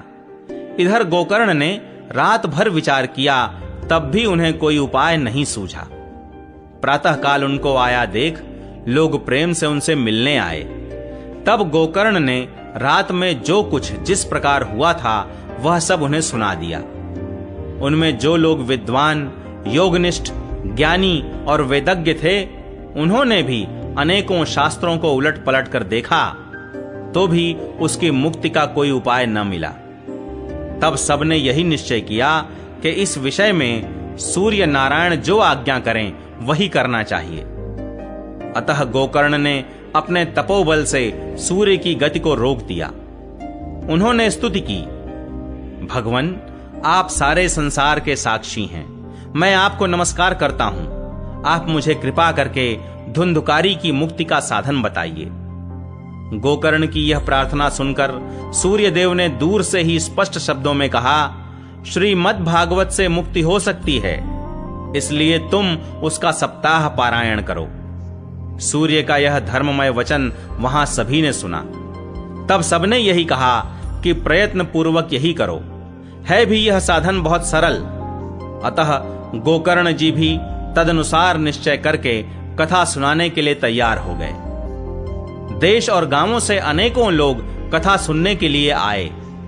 बहुत से लंगड़े, लूले, अंधे, बूढ़े और मंदबुद्धि पुरुष भी अपने पापों की निवृत्ति के उद्देश्य से वहां आ पहुंचे। इस प्रकार वहां इतनी भीड़ हो गई कि उसे देखकर देवताओं को भी आश्चर्य होता था। जब गोकर्ण जी व्यास गद्दी पर बैठकर कथा कहने लगे, तब वह प्रेत भी वहां आ पहुंचा और इधर उधर बैठने के लिए स्थान ढूंढने लगा। इतने में ही उसकी दृष्टि एक सीधे रखे हुए 7 गांठ के बांस पर पड़ी। उसी के नीचे के छिद्र में घुसकर वह कथा सुनने के लिए बैठ गया। वायु रूप होने के कारण वह बाहर कहीं बैठ नहीं सकता था, इसलिए बांस में घुस गया।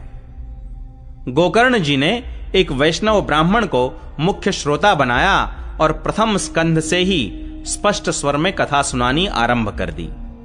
सायंकाल में जब कथा को विश्राम दिया गया तब एक बड़ी विचित्र बात हुई। वहां सभासदों के देखते देखते उस बांस की एक गांठ तड़ तड़ शब्द करती हुई फट गई। इसी प्रकार दूसरे दिन सायंकाल में दूसरी गांठ फटी और तीसरे दिन उसी समय तीसरी। इस प्रकार 7 दिनों में 7 गांठों को फोड़कर धुंधकारी 12 स्कंधों के सुनने से पवित्र होकर प्रेत योनि से मुक्त हो गया और दिव्य रूप धारण करके सबके सामने प्रकट हुआ। उसका मेघ के समान श्याम शरीर पीतांबर और तुलसी की मालाओं से सुशोभित था तथा सिर पर मनोहर मुकुट और कानों में कमनीय कुंडल झिलमिला रहे थे।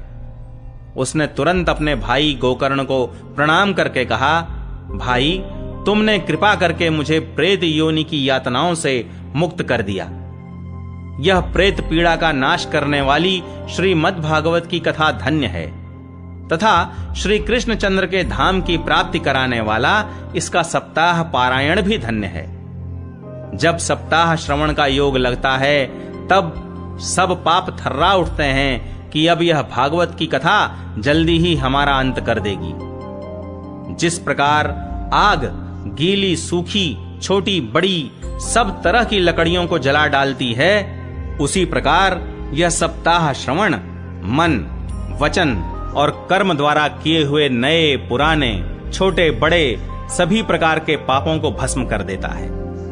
विद्वानों ने देवताओं की सभा में कहा है कि जो लोग इस भारतवर्ष में श्रीमद् भागवत की कथा नहीं सुनते उनका जन्म वृथा ही है।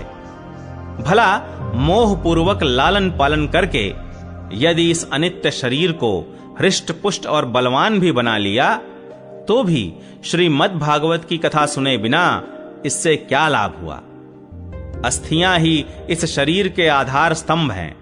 नस नाड़ी रूप रस्सियों से यह बंधा हुआ है। ऊपर से इस पर मांस और रक्त थोप कर इसे चर्म से मढ़ दिया गया है। इसके प्रत्येक अंग में दुर्गंध आती है, क्योंकि है तो यह मल मूत्र का भांड ही। वृद्धावस्था और शोक के कारण यह परिणाम में दुखमय ही है। रोगों का तो घर ही ठहरा। यह निरंतर किसी न किसी कामना से पीड़ित रहता है, कभी इसकी तृप्ति नहीं होती। इसे धारण किए रहना भी एक भार ही है। इसके रोम रोम में दोष भरे हुए हैं और नष्ट होने में इसे एक क्षण भी नहीं लगता। अंत में यदि इसे गाड़ दिया जाता है तो इसके कीड़े बन जाते हैं। कोई पशु खा जाता है तो यह विष्ठा हो जाता है और अग्नि में जला दिया जाता है तो भस्म की ढेरी हो जाता है। ये 3 ही इसकी गतियां बताई गई हैं। ऐसे अस्थिर शरीर से मनुष्य अविनाशी फल देने वाला काम क्यों नहीं बना लेता। जो अन्न प्रातः काल पकाया जाता है वह सायंकाल तक बिगड़ जाता है, फिर उसी के रस से पुष्ट हुए शरीर की नित्यता कैसी। इस लोक में सप्ताह श्रवण करने से भगवान की शीघ्र ही प्राप्ति हो सकती है। अतः सब प्रकार के दोषों की निवृत्ति के लिए एकमात्र यही साधन है। जो लोग भागवत की कथा से वंचित हैं वे तो जल में बुदबुदे और जीवों में मच्छरों के समान केवल मरने के लिए ही पैदा होते हैं। भला जिसके प्रभाव से जड़ और सूखे हुए बांस की गांठें फट सकती हैं, उस भागवत कथा का श्रवण करने से चित्त की गांठों का खुल जाना कौन बड़ी बात है। सप्ताह श्रवण करने से मनुष्य के हृदय की गांठ खुल जाती है, उसके समस्त संशय छिन्न भिन्न हो जाते हैं और सारे कर्म क्षीण हो जाते हैं। यह भागवत कथा रूप तीर्थ संसार के कीचड़ को धोने में बड़ा ही पटु है। विद्वानों का कथन है कि जब यह हृदय में स्थित हो जाता है तब मनुष्य की मुक्ति निश्चित ही समझनी चाहिए। जिस समय धुंधुकारी ये सब बातें कह रहा था, जिसके लिए वैकुंठवासी पार्षदों के सहित एक विमान उतरा, उससे सब ओर मंडलाकार प्रकाश फैल रहा था। सब लोगों के सामने ही धुंधुकारी उस विमान पर चढ़ गया। तब उस विमान पर आए हुए पार्षदों को देखकर उनसे गोकर्ण ने यह बात कही। गोकर्ण ने पूछा, भगवान के प्रिय पार्षदों, यहां तो हमारे अनेकों शुद्ध हृदय श्रोतागण हैं उन सब के लिए आप लोग एक साथ बहुत से विमान क्यों नहीं लाए? हम देखते हैं कि यहां सभी ने समान रूप से कथा सुनी है, फिर फल में इस प्रकार का भेद क्यों हुआ, यह बताइए। भगवान के सेवकों ने कहा, हे मानद, इस फल भेद का कारण इनके श्रवण का भेद ही है। यह ठीक है कि श्रवण तो सबने समान रूप से ही किया है, किंतु इसके जैसा मनन नहीं किया। इसी से एक साथ भजन करने पर भी उसके फल में भेद रहा। इस प्रेत ने 7 दिनों तक निराहार रहकर श्रवण किया था तथा सुने हुए विषय का स्थिर चित्त से यह खूब मनन निधिध्यासन भी करता रहता था। जो ज्ञान दृढ़ नहीं होता वह व्यर्थ हो जाता है। इसी प्रकार ध्यान न देने से श्रवण का, संदेह से मंत्र का और चित्त के इधर उधर भटकते रहने से जप का भी कोई फल नहीं होता। वैष्णवहीन देश, अपात्र को कराया हुआ श्राद्ध का भोजन, अश्रोत्रिय को दिया हुआ दान एवं आचारहीन कुल, इन सब का नाश हो जाता है। गुरु वचनों में विश्वास, दीनता का भाव, मन के दोषों पर विजय और कथा में चित्त की एकाग्रता इत्यादि नियमों का यदि पालन किया जाए तो श्रवण का यथार्थ फल मिलता है। यदि ये श्रोता फिर से श्रीमद् भागवत की कथा सुने तो निश्चय ही सबको वैकुंठ की प्राप्ति होगी। और गोकर्ण जी, आपको तो भगवान स्वयं आकर गोलोक धाम में ले जाएंगे। यूं कहकर वे सब पार्षद हरि कीर्तन करते वैकुंठ लोक को चले गए। श्रावण मास में गोकर्ण जी ने फिर उसी प्रकार सप्ताह क्रम से कथा कही और उन श्रोताओं ने उसे फिर सुना। नारद जी, इस कथा की समाप्ति पर जो कुछ हुआ वह सुनिए। वहां भक्तों से भरे हुए विमानों के साथ भगवान प्रकट हुए। सब ओर से खूब जय जयकार और नमस्कार की ध्वनियां होने लगी। भगवान स्वयं हर्षित होकर अपने 5 जन्य शंख की ध्वनि करने लगे और उन्होंने गोकर्ण को हृदय से लगाकर अपने ही समान बना लिया। उन्होंने क्षण भर में ही अन्य सब श्रोताओं को भी मेघ के समान श्याम वर्ण, रेशमी पीतांबरधारी तथा किरीट और कुंडलादि से विभूषित कर दिया। उस गांव में कुत्ते और चांडाल पर्यंत जितने भी जीव थे वे सभी गोकर्ण जी की कृपा से विमानों पर चढ़ा लिए गए तथा जहां योगी जन जाते हैं उस भगवत धाम में वे भेज दिए गए। इस प्रकार भक्त वत्सल भगवान श्री कृष्ण कथा श्रवण से प्रसन्न होकर गोकर्ण जी को साथ ले अपने ग्वाल बालों के प्रिय गोलोक धाम में चले गए।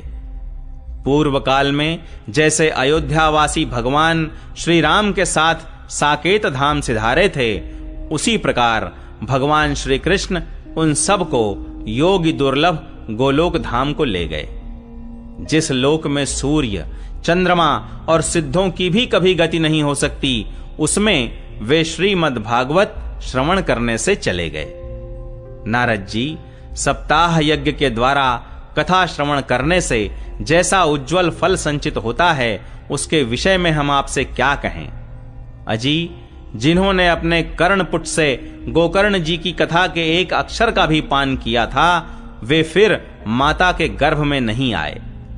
जिस गति को लोग वायु, जल या पत्ते खाकर शरीर सुखाने से, बहुत काल तक घोर तपस्या करने से और योगाभ्यास से भी नहीं पा सकते, उसे वे सप्ताह श्रवण से सहज में ही प्राप्त कर लेते हैं। इस परम पवित्र इतिहास का पाठ चित्रकूट पर विराजमान मुनीश्वर शांडिल्य भी ब्रह्मानंद में मग्न होकर करते रहते हैं। यह कथा बड़ी ही पवित्र है।